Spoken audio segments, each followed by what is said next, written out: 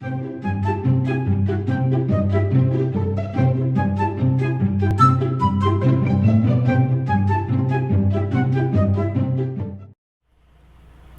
guys, I'm back just like I promised. It's Sunday, and no, we're not having a live one today. We will probably next week. But today we're doing part 2 of the bib necklace thing, the designer bib necklace type thing, where I started working on it a couple days ago and we had the part 1. And actually I'm wearing the one we worked on together, so you can see kind of how it falls. I wanted you to be able to see that, you know, what it looks like on.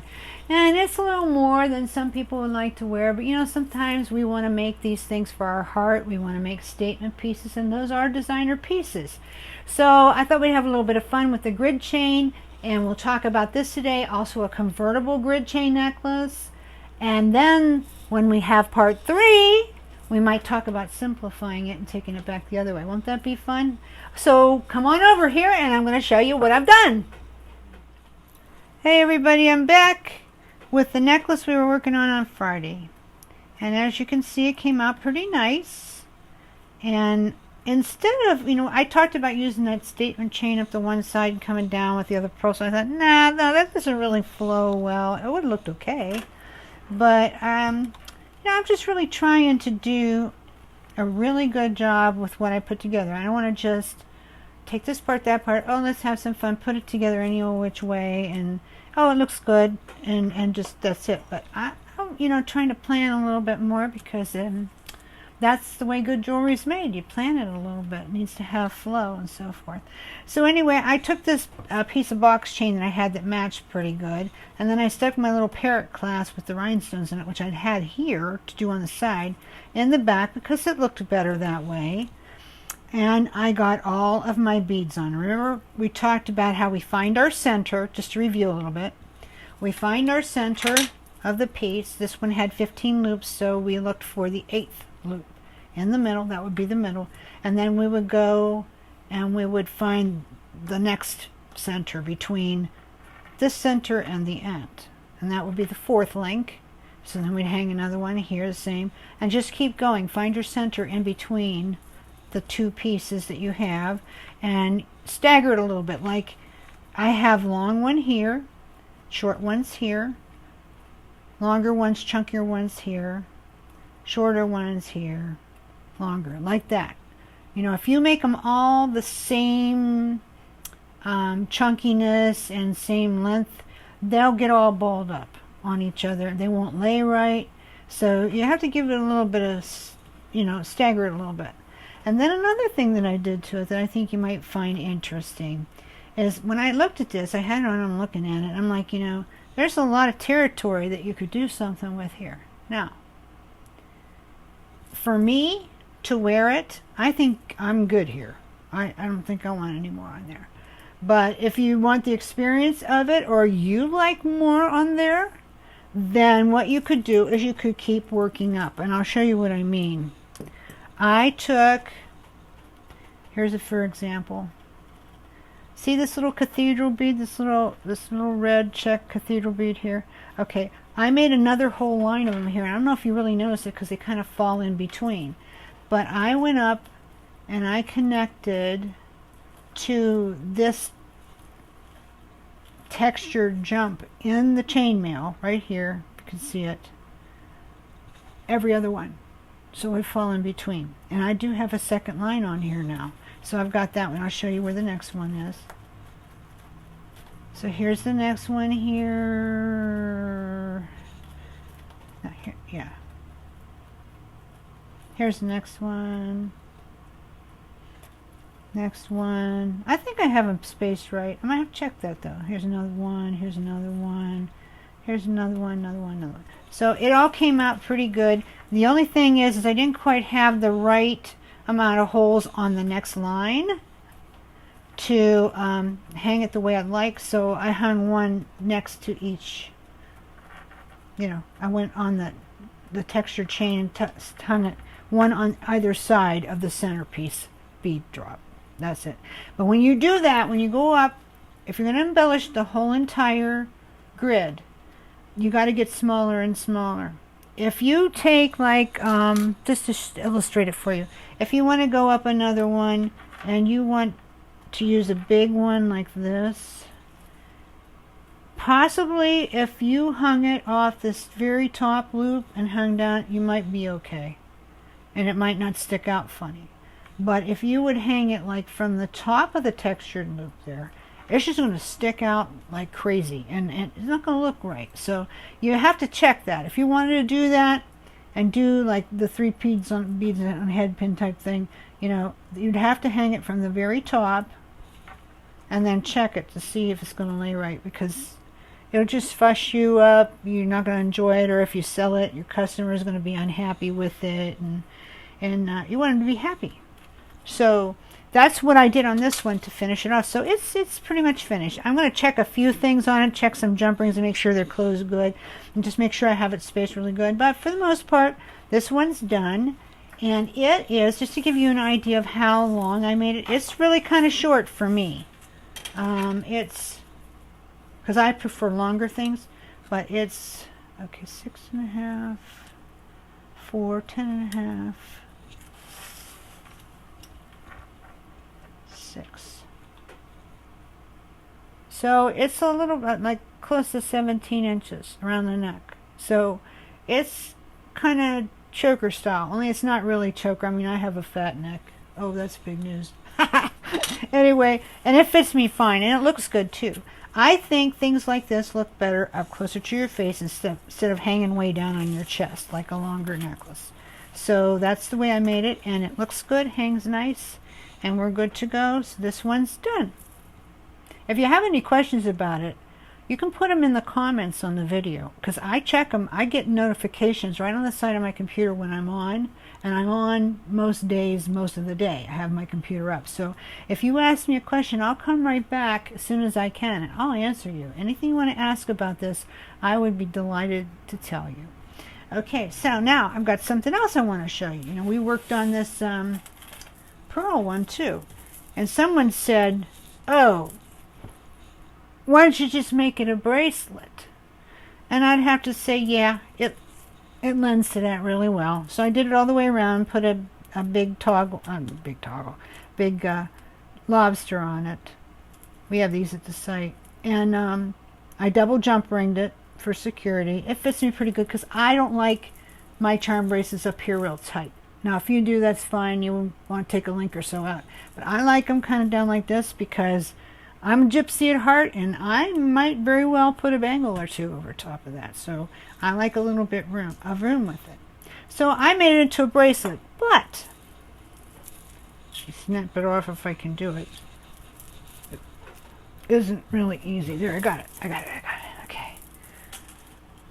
So here it is on the table, all done. Okay, with the lobster on the end. But where's that chain? Here it is. Okay, you know me and my bracelets, I like to make them convertible. So what I did is I found a very handsome woven wheat chain, and I made a piece so that the necklace could be convertible. So here are my hanging pieces over here, and they're very inconspicuous when I wear it as a bracelet. They don't stand out like, oh, why is that there, or something like that. So I've got one lobster coming this way and one going up this way, and I can see I forgot to put a jump on here, so I will do that. But for now, I can hang through here, so I'm going to go ahead and do it. So that's something I have to fix here. But anyway, now I have a beautiful, classy pearl necklace. So I can take that off if I want, wear it as a bracelet, put it on, wear it as a necklace. On its own, let's see how long, what did I make it? Let's just get you all the dimensions in case you want to do this. Okay, so the grid chain is, grid chain's about 6.5, and then with the lobsters, you've got a good 7 inches there. So that goes around your neck. And now I'm going to do this and measure it. And I have to include the lobster because that's part of, you know, the design there. So I've got 12 inches and about 4, so 16 inches plus, what did I say, 7. So that's 23-inch necklace. This one hangs down a little bit more. I like how it falls. It looked okay, but you might want to take it up a little bit, and that would be simple. Just get a piece, just get a shorter piece of chain. So maybe you would want to do, since this is 7, you might want to do a 12-inch chain. And that might make it hang more like this one. Okay? Okay, so there's one more thing I wanted to show you about this, though. Let's say you want to make it a full chotch bracelet, okay? With pearls all the way up. You could do that. So I've got a few pieces that I made to put on here. Now, just to show you, I'm not going to leave it this way because I like it the way it is, but you might want to do one this way. So I'm going to show you how I would do that. Maybe you would do it differently, but this is how I do it. Whoops, there's a jump going. So I'm going to open my jump, and now I'm going to look for, and this is the end piece, so I'm not using that. So I would hang the first one here probably. And actually, I think this jump ring's a little bit too big. I would probably go for, this is an 8. I would probably go for a 6, because you could do it. It will work. And then what I'm going to do is I'm going to go right up in here between. So I want to get this really open good so I can get it in there. And then I'm going to go up in there. Whoops, come here you. And hang it. And it's going to fight me. And you know what? When you do yours, it's going to fight you too. But you know what? After you do a few, you get onto it and you're good. You just have to do a few of them. And for this one, my jumpy tool is not going to make it. So I got to do 2 pair of pliers. Close that real nice and good. Alrighty. So I have the first one of my second row on. And you don't really notice much because it's like we've only just begun, you know, like the song. So anyway, so what I would do is I would skip a loop, which would be this one, and here would be the next place I'd hang. Now, I might want to add just a little bit of pale color to this to make it rich. So I might use this very pale jonquil rosalind colored acrylic bead. Sometimes these acrylic beads are just so luminous that they just have a softness and a luminosity that glass doesn't. And also it's a way to keep your cost down because, you know, as we talked the last time, the grid chain is expensive. So if you use beads that don't cost much, then it helps you with the cost of, you know, making this thing. Alright, so now it's getting back in there. You might want to go from the back too. And just put that. Let's see what that looks like. And these beads are all out of our pearl bead mixes that we have on the website, and that's a screaming deal. So now you can see it's in there. It's just a little something, something, you know, to kind of break the line up, and yet it adds to it. So you would just keep going all the way across until you have them all on there. Okay, now, if you said, oh no, I'm going to do the whole thing. Okay, so then the next place where you would hang would be, let me use these for a pointer. The next place you would hang would be probably here. Because if you did the top of the jump, if this worked its way around down, you get a big kink in your necklace, in your bracelet. And I don't know, you could possibly make it work. You could try it, but I would probably start from the top loop and hang it. But you don't want to get real big pearls going up because then it's not going to look right. But really, these pearls are not that big, any of them. So, you know, it would probably be fine. But just to show you how it hangs a little bit. So you can see it's sticking up a little bit, but not too much, not for a cha-cha bracelet. And that's basically what you'd be making, is a cha-cha bracelet on a grid chain. So there is a little variation for you on that. So you got a variation on this, how you can make a cha-cha bracelet, how you can make it convertible into a necklace. It's very classy. This one, if you wanted to take and put 2 little lobsters here on each end to attach this chain. You could probably take this one then and attach more chain here and here, put it a little bit tighter on your wrist, and that could be a convertible too. This could be a bracelet, because you know, when you make a bracelet, you don't have to have the motif go all the way around. So long as it's on the front of the hand, you're good. And then if you're going to do something like this, you've got to secure it a little bit more tightly than the one I did, because you don't want it swinging around. But just to show you, I'll hold this tight so you can see. See, it looks pretty like that. Looks good like that. You just have to get coming from this one, not this one. Just, you remember how when we cut it the other day and we said be sure to leave that last texture ring on the ends? That's why, in case you want to do that.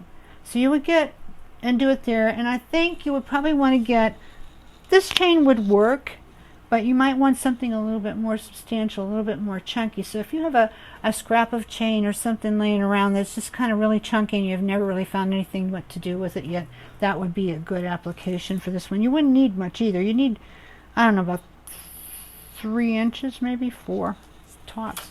So there's another variation on that. So now we've got all kinds of variations. We can do convertibles with the grid chain bib, and we can also make cha-cha bracelets. So it's just up to you whatever way you want to go. But you know, there are lots and lots of ways to make bib necklaces, of course. This is just one style where you go all around. To show you, you don't have to have grid chain to do this. This is a necklace that I made for myself a long time ago. I don't know, 17, 18 years. And I have worn it a lot. Now this one hangs down kind of long, probably longer than I would make it now. Let's see how long it is. It's got a big long extender on it. So the extender is almost 3 inches. Then let's see, 5.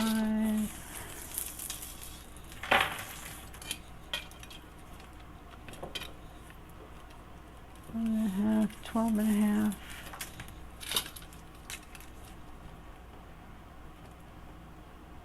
16.5, and then there's more.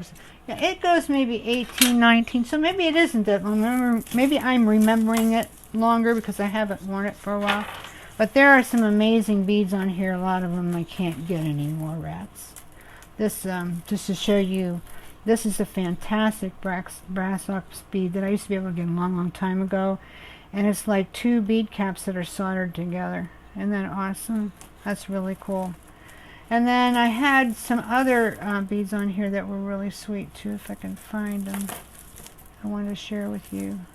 There's some window cut beads on here. Yeah, this one's an old jet. That's kind of fancy. French jet, which is just black glass. But anyway, this is very attractive on for being a heavier looking, you know, necklace. And it goes up a little bit farther around than the red one I made.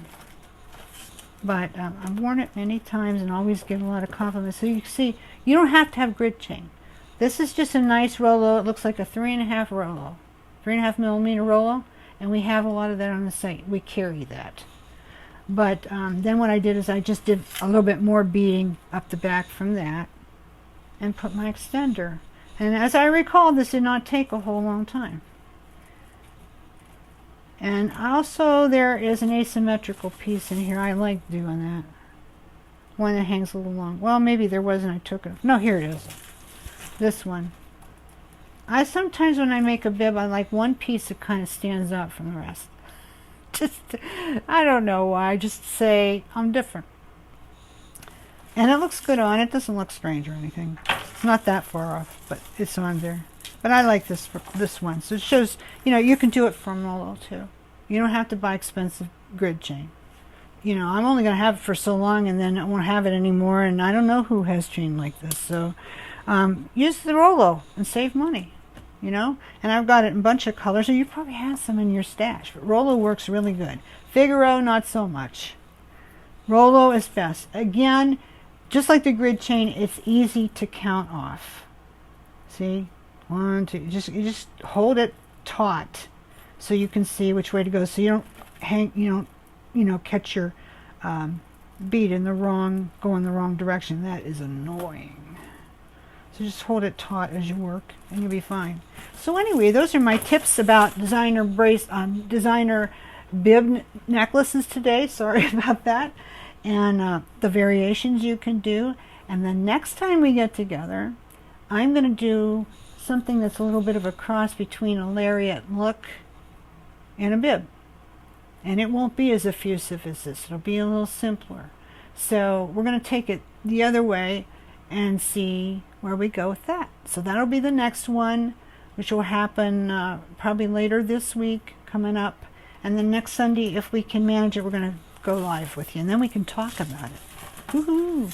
So you guys all have a great day. I'm going upstairs and making chili because it's Sunday and I make chili on Sundays. So I'm going to go up, and if you were here, you could have some with me. But you're not, so pretend. I'm silly today. I'm sorry. You have a good Sunday. You have a good day whenever you're watching this. And thank you so much for watching. And I appreciate your thumbs up. Those make my heart sing because these are hard work, believe it or not. I have to remember all this stuff. So remember to like, comment, and subscribe to my channel. And we'll see you next time. Bye-bye.